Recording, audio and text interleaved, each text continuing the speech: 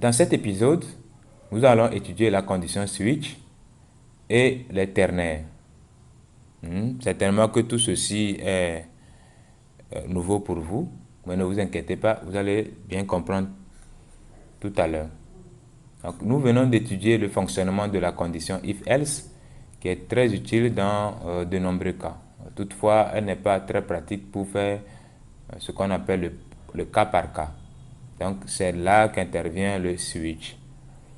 Prenons un cas où nous voulons faire une correspondance entre les nombres et les jours. C'est-à-dire, nous allons demander à l'utilisateur de saisir un nombre et nous allons faire la correspondance entre le nombre et le jour en question. Donc, on va décider que si l'utilisateur saisit le nombre 0, cela correspond à dimanche et nombre 1 correspond à lundi, 2 correspond à mardi, et ainsi de suite. Donc, si nous devons le faire avec la condition if-else, cela va ressembler à quelque chose comme ceci. Je vais dire var jour égale prompt saisir nombre jour ou bien numéro du jour, quelque chose comme ça. Point virgule.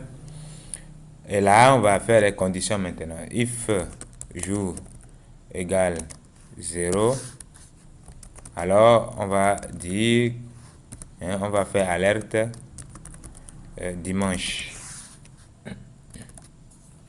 Maintenant, else if jour égale à 1, alerte lundi, point virgule. Bon, il faut mettre les points virgules même si ce n'est pas obligatoire. Else if jour égale 2, alerte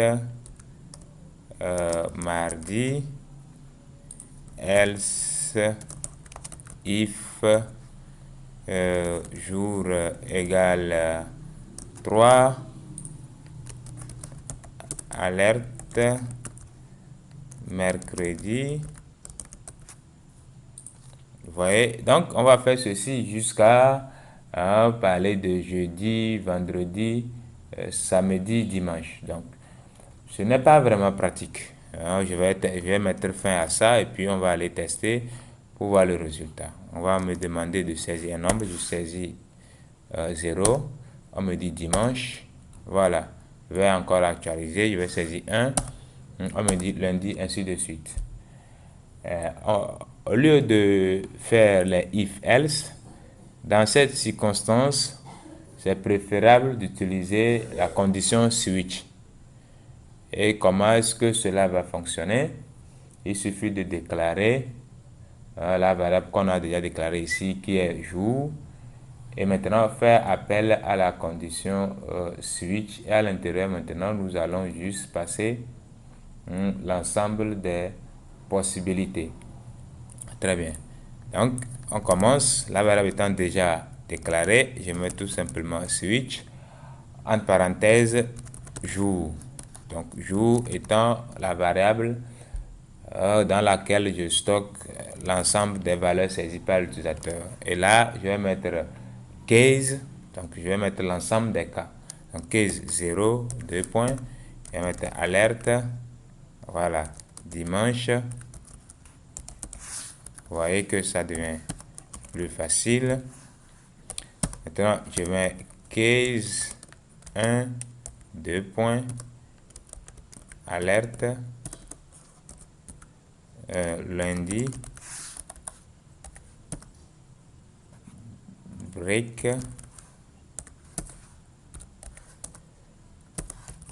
case 2 points,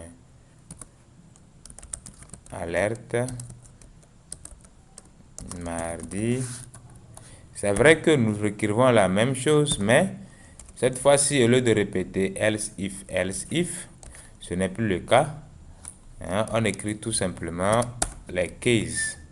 Je vais mettre ici case 3 alerte mercredi. Voilà, mercredi. Et case 4, on va mettre jeudi. Bon, c'est vrai que ça commence par ne pas être bien indenté.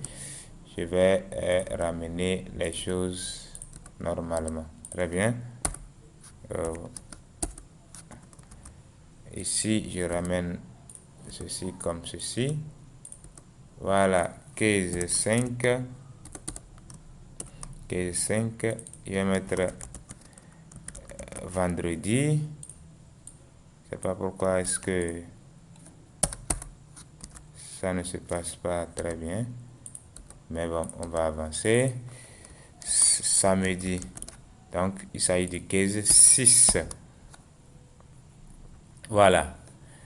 Ou au lieu de mettre case 6, je pouvais tout simplement mettre ici default. Et on va expliquer. Bon, je vais plutôt laisser ça. Et puis écrire default ici. Default 2 points. Alerte. Je vais mettre jour inconnu. On va comprendre tout ceci tout à l'heure. Très bien. Donc, vous voyez que c'est une structure simplifiée des conditions if-else. Vous mettez tout simplement le switch qui est l'instruction ou la structure même à utiliser. Et dans les parenthèses, vous passez la variable qui va stocker les valeurs. Maintenant, les cases. Les valeurs que je mets devant les cases sont l'ensemble des valeurs possibles de la variable que j'ai passée à mon switch. Ici, dès que l'utilisateur va saisir 0, c'est ce qui va s'exécuter. Alerte dimanche. Maintenant, le break, son rôle maintenant, c'est de dire à ce case qu'après avoir affiché dimanche, de s'arrêter.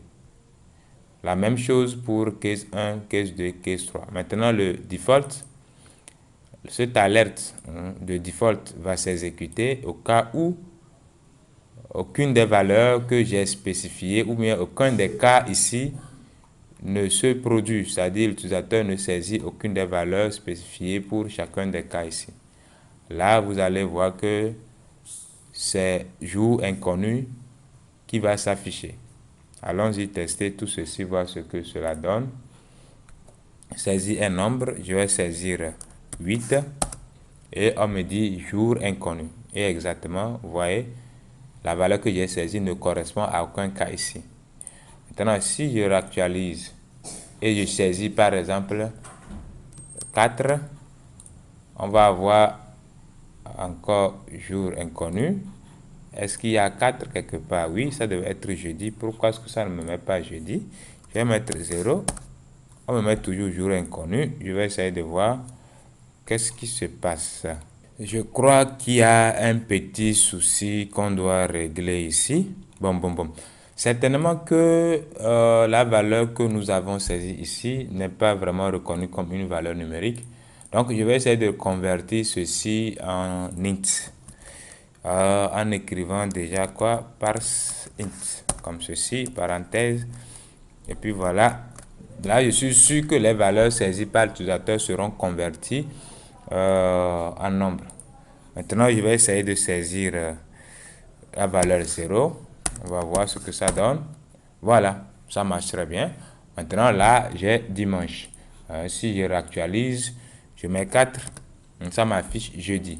Donc, tout fonctionne maintenant parfaitement. On va saisir 9 pour voir. Ça m'affiche jour inconnu, ce qui est normal parce que il n'y a aucune valeur correspondant à 9 dans le code que j'ai écrit. Voilà tout ce qui est clair. Maintenant, parlons des ternaires. Le ternaire, en fait, c'est une condition if-else raccourcie. Qu'est-ce que cela veut dire? Supposons qu'on demande l'âge de l'utilisateur.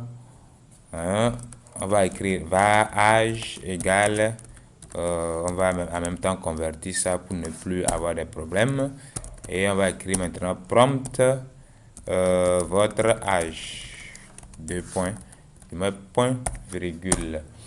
Maintenant, on va faire des conditions. If âge supérieur ou égal à 18, supérieur ou égal à 18, alors on va afficher vous êtes adulte. Vous êtes adulte. Maintenant, else, je vais mettre alerte.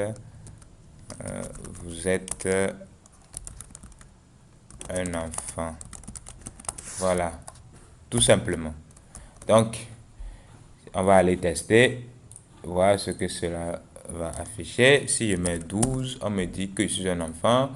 Maintenant, si je mets 20, on me dit que je suis un adulte. Très bien. Maintenant, à cause d'afficher ou bien à cause de ce petit contrôle, je suis obligé d'écrire if, else et faire alerte. Donc, on peut combiner tout ceci sur une seule ligne. En faisant comment? En utilisant justement une condition ternaire. On est d'accord? Donc, je vais écrire tout simplement âge supérieur ou égal 18, point d'interrogation. Et je vais mettre alerte. Alerte, vous êtes adulte. Maintenant, 2 points, alerte, vous êtes un enfant. Très bien. On va actualiser, voir le résultat. Et avant de revenir expliquer, je vais actualiser, je vais mettre 12. On me dit que je suis un enfant. Je vais mettre 3. On me dit que je suis un enfant. Je vais saisir 50. On me dit que je suis un adulte. Vous voyez? Donc, qu'est-ce qu'il faut comprendre ici? Quand je dis âge supérieur ou égal à 18, point d'interrogation, l'instruction qui vient juste après le point d'interrogation va s'exécuter si la condition qui est placée avant le point d'interrogation est respectée. Et dans notre cas, la condition, c'est que l'âge soit supérieur ou égal à 18. Donc, quand vous saisissez une valeur qui respecte ça, automatiquement, vous allez voir cette instruction qui sera affichée. Après le 2 points, les instructions qui viennent vont s'exécuter dans le cas où la valeur que vous avez saisie ne respecte pas la condition que vous avez mis avant le point d'interrogation. Donc voilà, au lieu d'écrire if else, et si vous savez que les décisions à prendre avec ces if else ne sont pas aussi grandes, il suffit d'utiliser le ternaire et puis le tour est joué.